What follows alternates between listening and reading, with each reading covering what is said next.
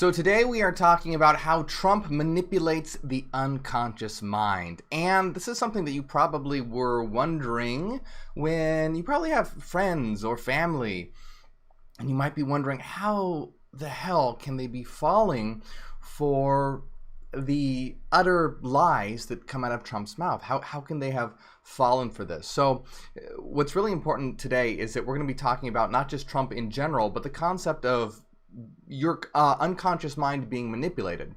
So while we are talking about Trump and how Trump does manipulate the unconscious mind, and you can see this everywhere as hordes of people sort of fall under this spell and look at him as some sort of messiah, it's not so much about Trump, but just in general about the unconscious mind and how it can be manipulated and how you can protect your mind from those that want to manipulate you and use you as pawns for their agenda.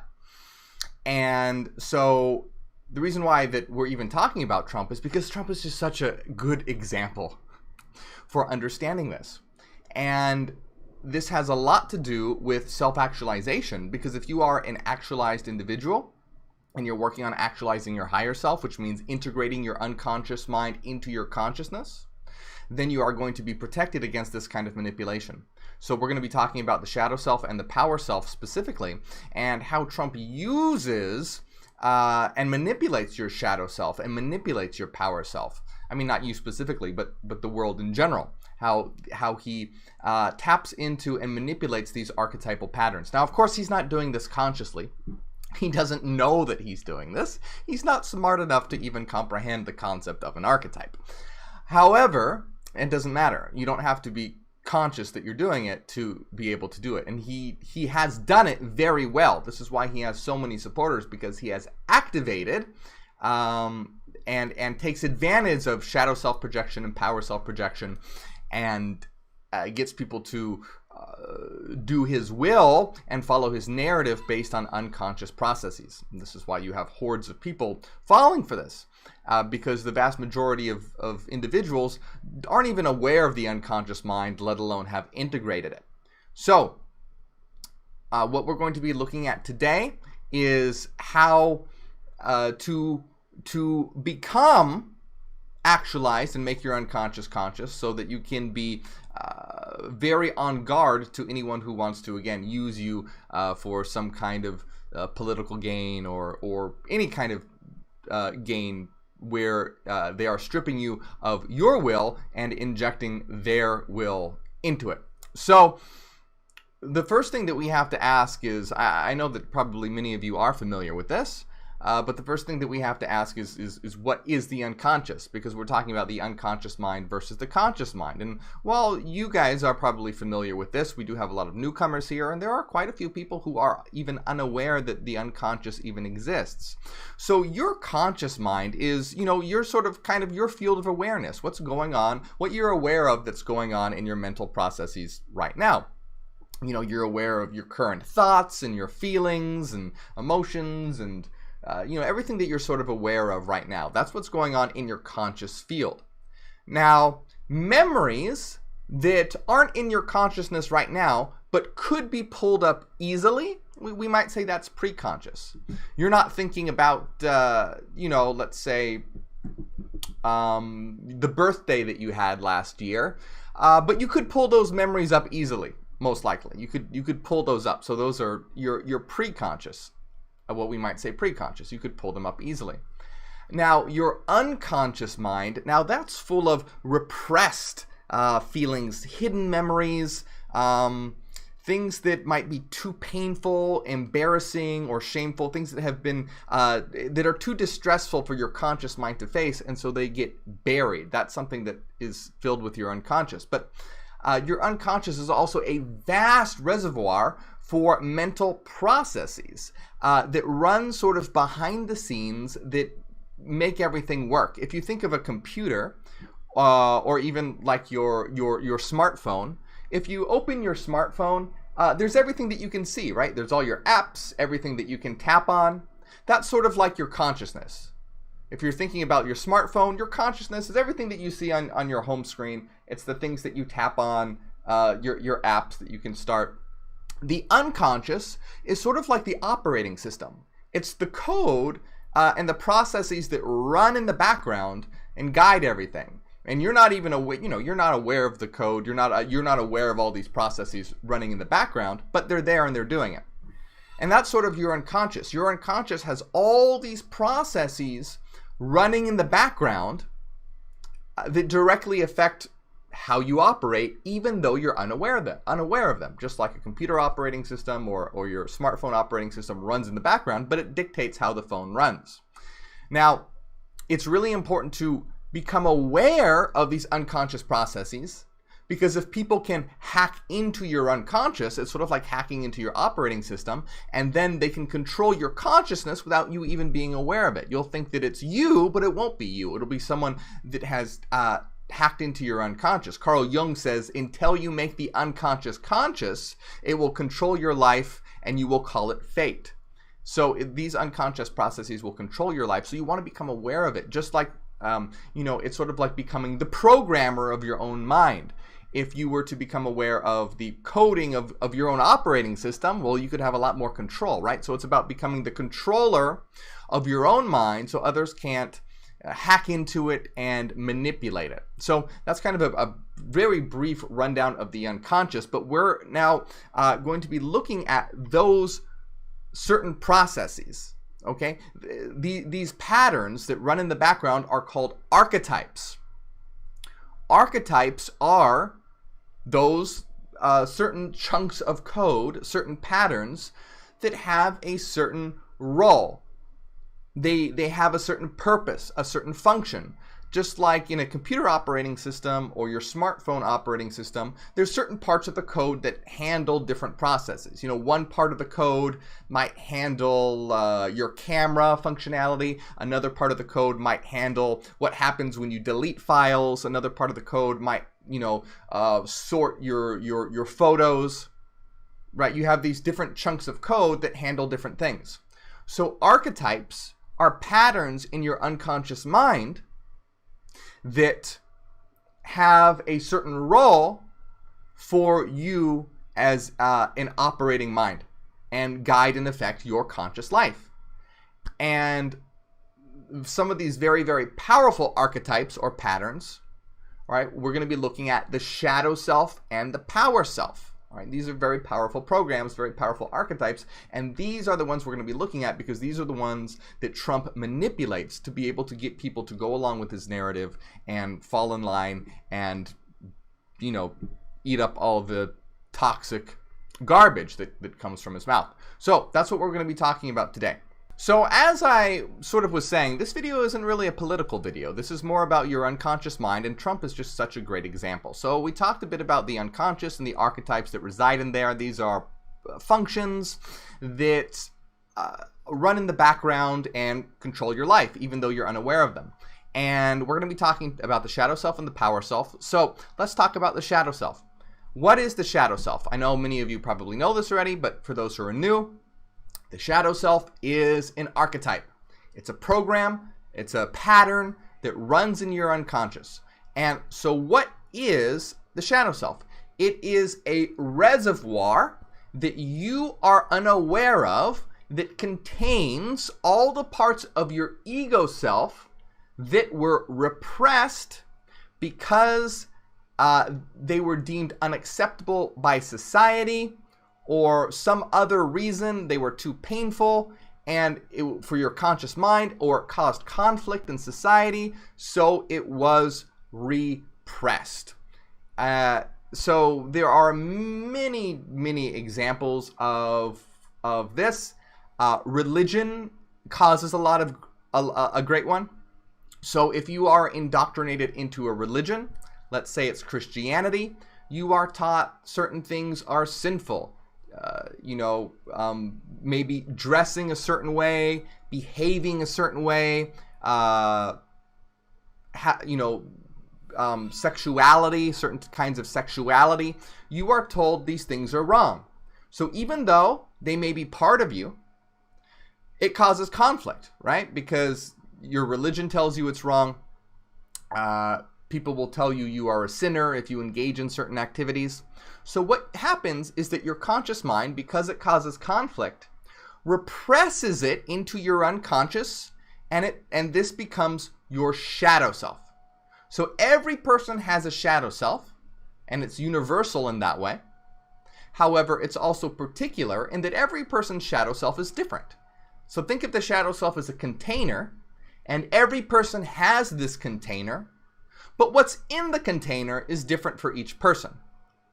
So everyone has a shadow, and the shadow being unconscious means that you are unaware of it. So the people who have repressed this part of themselves into the shadow will believe completely that it is not them. So this is where you'll have people who actually secretly, let's say, have homosexual urges. They will 100% deny it and never believe that they have that in a million years, and may lash out and hate homosexuals. And because unbeknownst to them, they have repressed homosexual urges in their shadow. And again, it can be so many different things, right? It can be sexuality. It can also be creativity, because the world often condemns anything coloring outside of the line, so to speak. But it can also be anything. The shadow self is sometimes considered evil. We don't consider it evil in Hyperianism, but it's often considered evil because it goes against societal norms. So it's filled with what some would call darkness. And so the unconscious, or the shadow, is filled with all this material that is you, but you don't know that it's you because it has been repressed into your shadow. And what happens, though, is that these urges that you have don't go away when they're in your unconscious. They don't go away. They're just running in the background. Just like on your iPhone, the operating system doesn't go away. It's just running in the background, but you're unaware of it. So your shadow runs in the background, but you're unaware of it. And so what happens is your shadow builds and builds and builds the more you repress, and the shadow doesn't like that. It wants to come out, and it wants to be expressed. Think about bottling something up and just, putting more pressure and more pressure and more pressure, and it starts to leak and steam, and sometimes it'll even explode. That's kind of like the shadow. You keep filling it up, and it wants to come out, and it wants to be released. So these unconscious processes run in the background, and the more unconscious that a person is, the more easily they are manipulated, the more easily they are taken advantage of. And the reason why the shadow can be used to take advantage of someone is because your shadow is looking for an outlet. It's looking for a release. And if someone can provide you with that release, you're going to want to align yourselves with them because it's giving you a satisfaction. This is how addictions occur. If you, for example, those who are addicted to alcohol, not everyone, but some, it might be because of the shadow. Because when you drink, it lets your shadow out, right? You're very relaxed, you're loose. You'll engage in behavior that you wouldn't do. Perhaps that satisfies your shadow self, and your shadow self likes that. So now your unconscious will want you to continue to go to the thing, in this example, alcohol, that lets it get a release. And so in a very real sense, what allows your shadow self to come out, you become sort of addicted to, even if you aren't aware of it. So if you'll notice, the larger that your shadow self is, the more that you will shadow project. And what is shadow projection? Shadow projection is when you project your shadow. You project the qualities that are in your shadow onto someone else, and then you hate that person, because if you hate the person that embodies your shadow, it eases psychological tension because you're telling yourself, oh, that's not me. I hate that person. So this is where a lot of hatred comes out. So an example of this is it's called the scapegoat. Have you ever heard of scapegoating?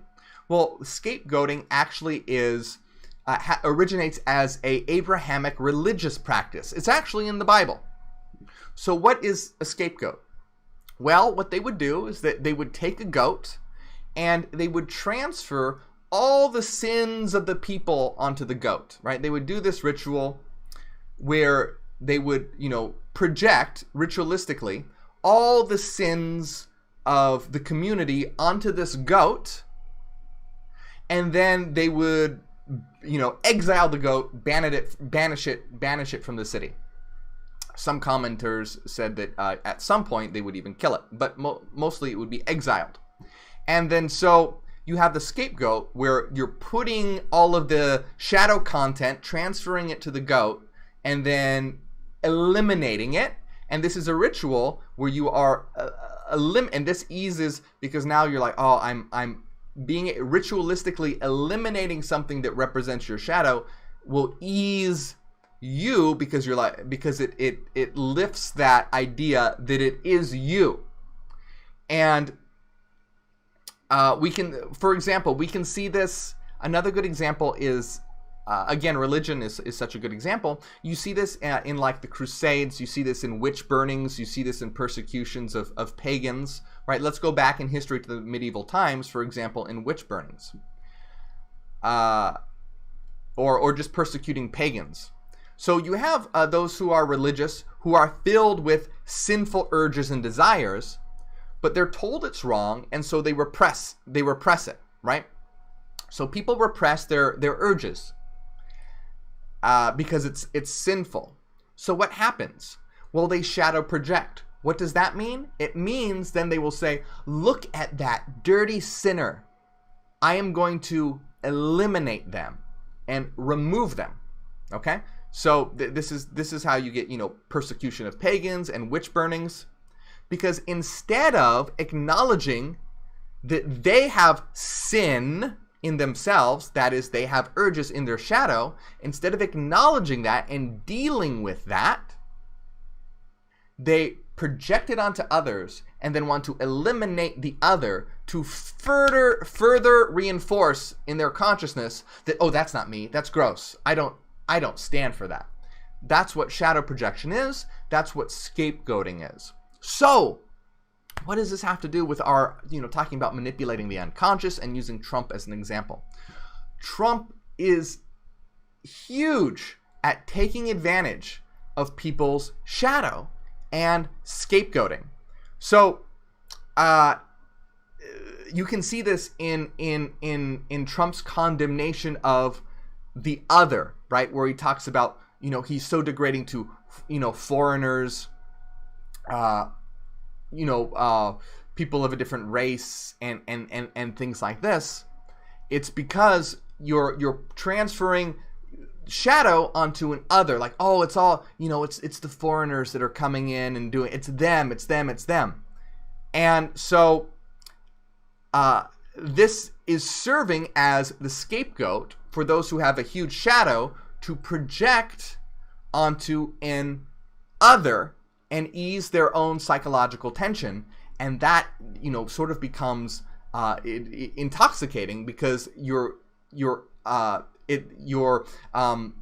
easing the psychological tension in yourself. And so, and you can see this. This is why a lot of Trump's followers are conservatives, religious, the disenfranchised. All of these people have a huge shadow and huge repression and a huge amount of unconscious content. So being able to get that release with regard to the shadow is exhilarating. And when it comes to shadow projection and scapegoating, the more different the other is, the better.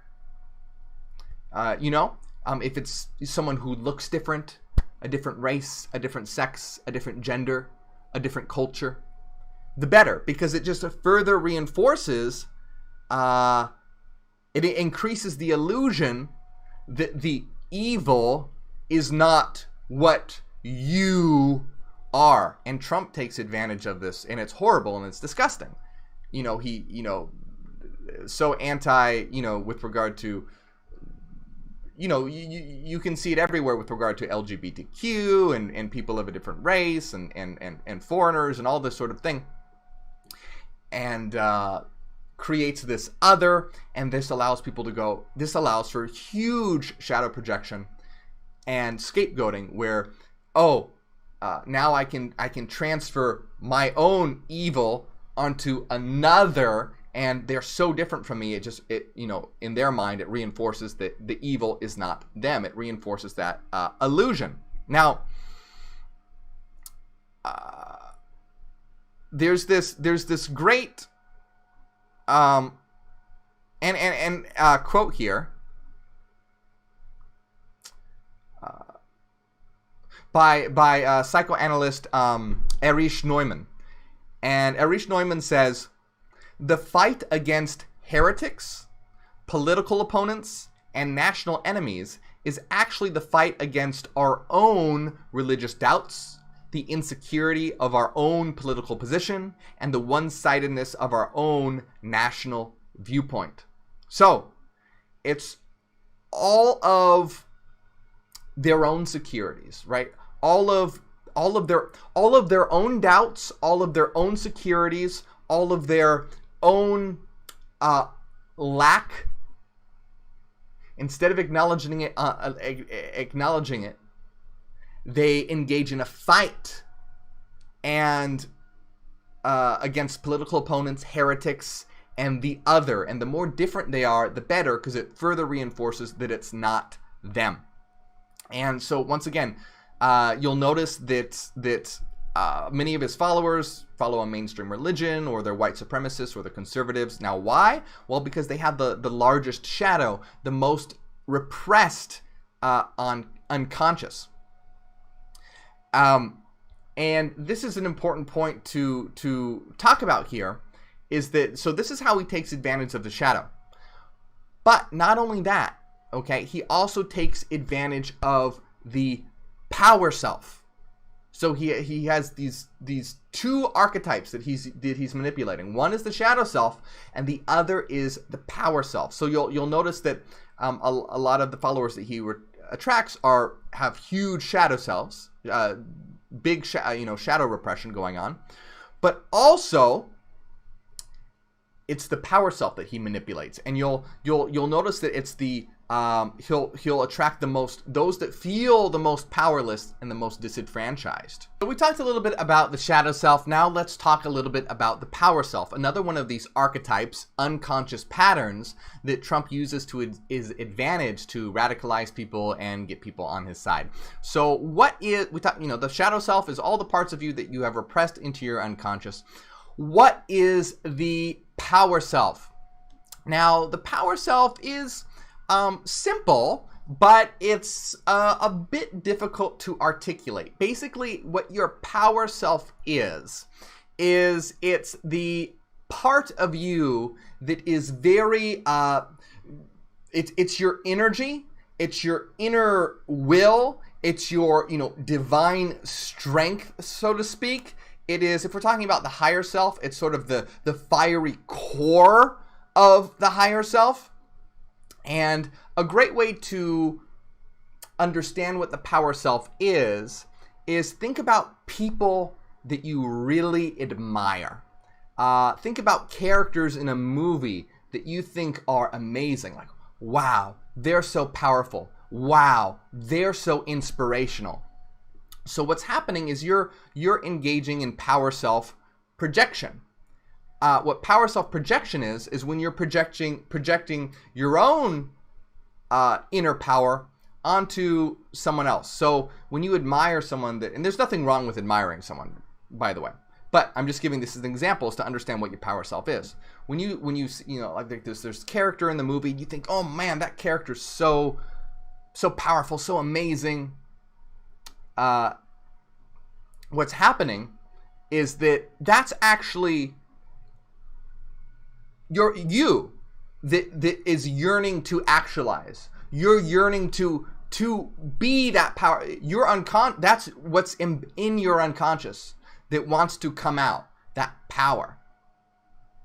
And a lot of people, instead of actualizing their power self, integrating that power into themselves and harnessing it for themselves, will project it onto another person and then worship that person. And this is where religions start, cults form, and things like this, where this is the idea of when you have someone that worships a god in the sky, that's power self-projection. They are projecting their own inner power outwards onto someone, something, a concept, an idea, a person, something else, and then they are worshiping that thing, that person, that deity, rather than integrating that power into themselves. So hopefully that clears up a little bit about what the power self is. And Friedrich Nietzsche said, the world is will to power and nothing besides. So will to power, wanting to actualize, that portion of oneself. It's extremely, extremely powerful. And again, this is how religions form and things like this, is because of power self projection. So, and when you see, people who support Trump, very often they're the most powerless, the most disenfranchised, the ones that are the weakest. They are the ones that feel like they have no power. Again, like look at white supremacists and things like this. They feel very powerless. And so Trump comes along. Immediately they can engage in power self-projection, because through the medium of Trump, they are having their power self sees that, and it projects, and then they start to see him as almost divine. And this is really, really interesting, because you'll notice, and it seems so opposite, but you'll get religious conservatives and then neo-Nazis that both people like Trump. And the reason why is because they're both appealing to their shadow selves, of course, and also their power selves. So in the eyes of religion, the religious, Trump becomes Jesus, the Messiah. And then in the eyes of white supremacists or whatnot, Trump becomes the Fuhrer, the dictator. And so this is why these two groups are attracted to it, because Trump has become both Messiah and the dictator, both Trump and Hitler. And it's very nefarious. It's very nefarious. So people are powerless, and so they engage in this power self-projection onto Trump, where he becomes divine. He's not even human anymore in their eyes. He's this figure. And he gives them the opportunity to feel powerful. He gives people the opportunity to become a hero in their story.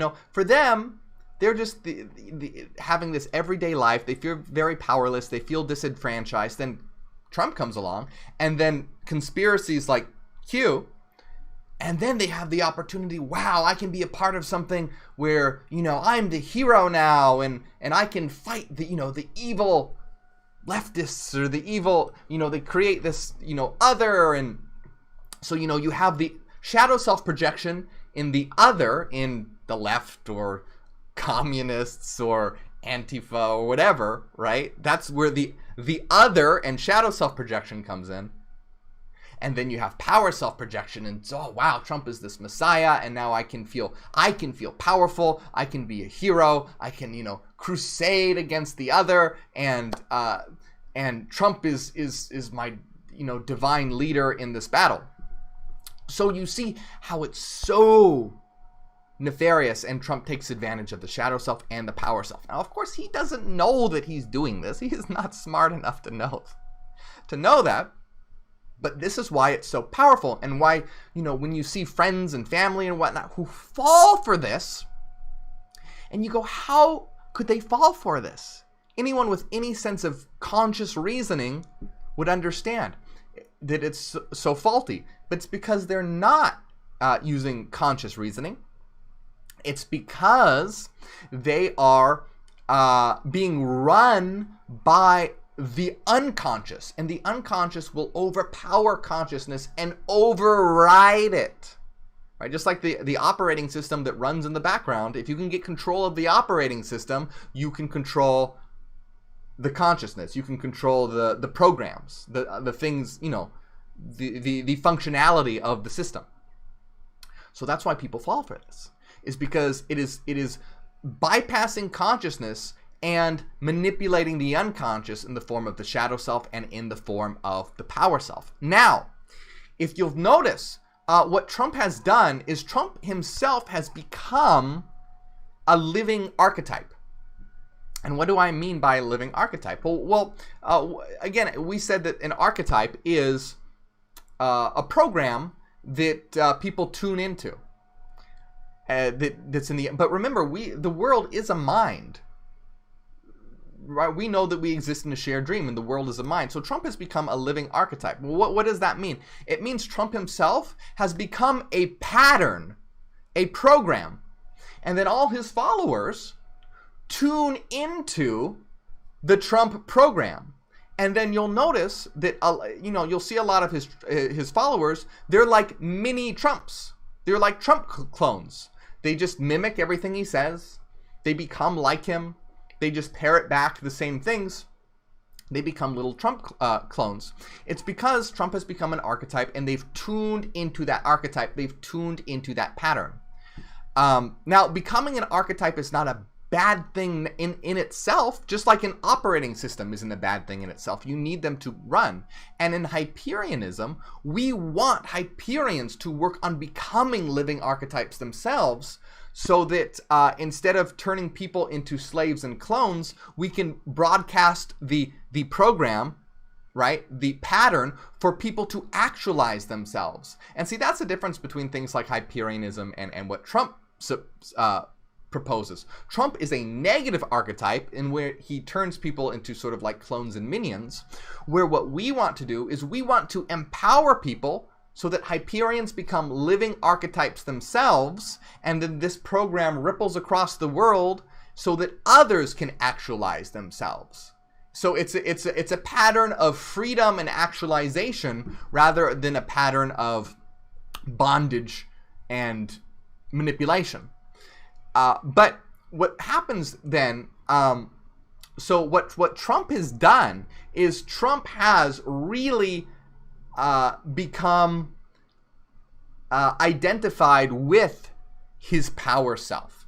And he doesn't know this, of course, but Trump has unconsciously identified with his power self. And when we're talking about unconscious structures, you don't want to identify with them, you want to integrate them. So there's a big difference between integrating and identifying with. Like your shadow. You want to integrate your shadow. You want to deal with your shadow. You want to integrate your power self. You want to integrate your mirror self. But you do not want to identify with it, because then what that happens is you become possessed by it, and then you, and this leads to ego inflation. What is ego inflation? Ego inflation happens when you identify with an archetype or an archetype possesses you. And the consequence of ego inflation means that you in your mind become this thing that will no longer listen to reason. You no longer think that you could ever be wrong, that you have no errors, that everything you say or do is completely right, and you are never self-critical and never self-reflective. And, that's Trump to a T. And this is because the ego inflation has occurred. And so there is no critical reflection. In his mind, everything he does is divine and right and can never be wrong. And this is because he doesn't have an integrated psyche. He had, and when you don't have an integrated psyche, ego inflation occurs. Now, all of his followers also, because they tune into the Trump program, they have ego inflation occur with themselves as well. And this is why they don't listen to critical thinking. This is why they just reflect and parrot information, and never think that they could possibly be wrong or engage in critical analysis of any kind, because they have ego inflation has occurred, and now there is no critical rational reflection and no idea that they could possibly be wrong. So this Trump program results in massive ego inflation, because Trump himself, as the archetype broadcasting this program, is ego inflated. And that is one of the huge issues here. And I want to talk a little bit about, we're kind of running out of time just a little bit. I mean, not really, but there's just so much I want to talk about. But let me just talk about really, so how do you protect your mind from all this? Because again, Trump is just an example. There are many, many people out there that will want to manipulate you in this way. And how do you protect yourself from this? Simple. I mean, not simple, but the answer is simple. Not a simple thing to do, but a simple answer to give. Make the unconscious conscious. Become aware of your inner programs, your inner operating system, so you are the programmer of your own mind. And so then you can't have hackers come in and manipulate it and control you. You see, Trump is like a hacker. And so if you understand your own operating system, you become the programmer of your own mind, and you can put a firewall up. So how do you do this? It's by making your unconscious conscious. By realizing that you have a shadow self, that you have a power self. We didn't talk about the mirror self, but you have a mirror self as well. And by making the unconscious conscious, you will maximize your consciousness. By engaging in integration, you will maximize your consciousness, and then you will be able to take control of your own life and make decisions based on critical, rational reflection, rather than someone hacking in and manipulating you. And that doesn't mean that you can't, that you shouldn't ever, believe what someone says. You should, if it makes rational sense. Free thinking isn't about being stubborn and just like, well, I'm not going to listen to you just because. No, if someone makes rational sense, of course you should listen to them, but you should filter it through reason, and you should have made sure that your unconscious is conscious, so that you're not being manipulated. So it's all about becoming actualized, becoming sovereign, and that's what we're all about. We're about becoming the most conscious, the most actualized versions of ourselves that we could possibly be. And in Hyperionism, we all, the goal should be for everyone to become living archetypes, because there are negative living archetypes everywhere. The world of celebrity, the world of politics. You have all these living archetypes that are programs that are broadcasting negative programs that people are tuning into and becoming slaves. And so what we want is Hyperion archetypes that are broadcasting the program, the pattern of liberation. The program of free your mind, make the unconscious conscious, so that you can become the most actualized, purposeful, expressive, powerful version of yourself that you can possibly be, the most critical, rational, free thinker that you can possibly be. Now, the more conscious you are, coupled with, a strong ego. There's nothing wrong with having a strong ego, right? Having a strong ego is not the same as ego inflation. What is your ego? Your ego is just a sense of I, your sense of I. A weak sense of I will be easily manipulated. A strong sense of I is strong and steadfast.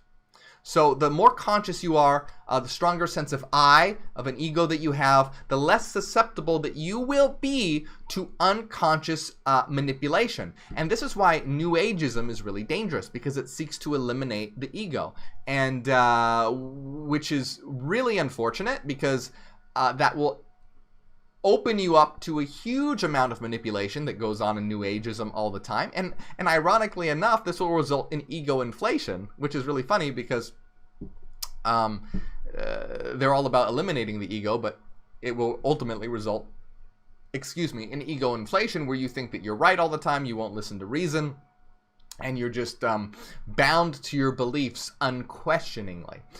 And so we want positive archetypes that are broadcasting reason, free thinking, and actualization, rather than the negative archetypes that exist in this world today that are basically hackers that will take advantage of your unconscious. And so it's really important. I've done tons and tons of videos on this. Look up on my channel on how to actualize your higher self. There's a playlist on my channel talking about how to actualize your shadow self, your mirror self, your power self. And you know, each one has its own hurdles. The mirror self is the most difficult archetype to integrate. The power self is the most dangerous archetype to integrate because it's so powerful. You want to make sure that you have a well-integrated shadow and mirror before bringing in the power self, or else disaster can occur. You know, Trump is case in point. He's not power self integrated. He's power self possessed. But that's what's really, really important. You see, if you integrate the power self well, guess what happens? Like, what's a good example of a well-integrated power self? You know, in if we're talking about movies, like let's say Gandalf. Gandalf, you know, would be a well-integrated power self. He's benevolent, but very strong and very powerful. Now, what's power self possession? That would be like Sauron. Sauron is just power self-possessed, rather where Gandalf is power self-integrated. Now, this has nothing to do with aesthetic. Hey, you know, Lord of the Rings is a great movie, and I think Sauron is quite badass looking. I think it's an awesome aesthetic. So there's nothing wrong with, you know, a dark aesthetic or something like that. But with regard to, you know, wanting to destroy the world versus wanting to free the world, you know. But I don't particularly like the way movies portray heroes and villains. Often I think it's very, very one-sided. I am much more, you know, rather than identifying with the hero, I am much more partial to the anti-hero. I think that's much more powerful. I'm going to do a whole video about that on at one point, so look forward to that. But I digress. The thing to understand here, okay, is, again, Carl Jung says, until you make the unconscious conscious, it will direct your life and you will call it fate. And until you make the unconscious conscious, you will be susceptible to manipulators and hackers. So, how do you protect yourself from this manipulation? Actualize yourself. Become aware of your unconscious mind. Make the unconscious conscious. Become beyond human. Consciousness is, you know, self-reflective, self-aware consciousness is very new in terms of human development. So, work on that. Become that. Again, I have so many videos on this. Check them out. And, you know, again, Trump is just one example. There are so many people out there in the world of celebrity, in the world of politics. More people will come. And when you make the unconscious conscious, you will take control of your mind instead of having someone else control it and manipulate it. So this is, you know, I can't stress enough how important this is. Don't give away who you are. Don't give away, you know, your sovereignty. Don't give away your divinity. You know, there's no God that you need to worship. That's power self-projection, because you unconsciously want to become a God. So never worship a God. Don't worship a political figure. Don't worship a celebrity. Actualize that power in yourself, but do it carefully. Watch my, you know, videos to understand how to do this, so it doesn't result in inflation and possession and all this. But be aware, my friends, and there's so much more that I want to say about this. And I definitely will in another video, because I could just talk about this for hours and hours and hours. So remember, my friends, let's wake up the world. Let's start putting out there that positive pattern of becoming oneself and stepping into one's own power and divinity.